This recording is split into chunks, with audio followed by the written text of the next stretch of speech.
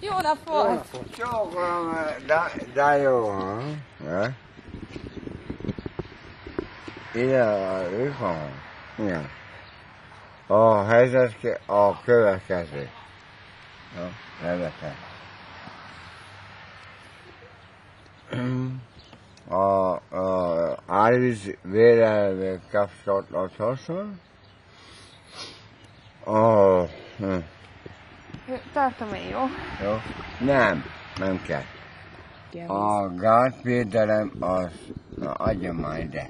Na, a gátvédelem lényegében azt meg kellett volna erősíteni az összvonalba, és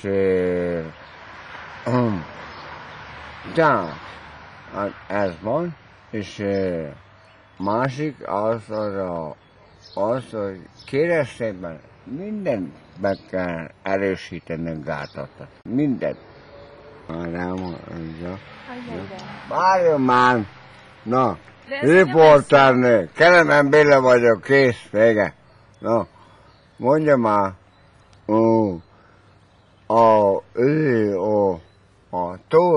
nem a Tószegi út, hanem kint a Szivacsúzán átfele a mindent. A interneten ben voltam, meg minden, köszönöm szépen, egy nagyon aranyos tészta, de mindegy.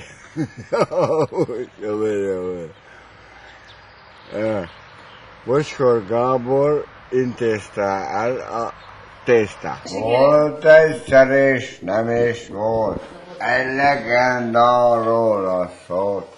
Igazságért harcolunk, mégis sakkolózók vagyunk, így is jó lesz, megint jó lesz.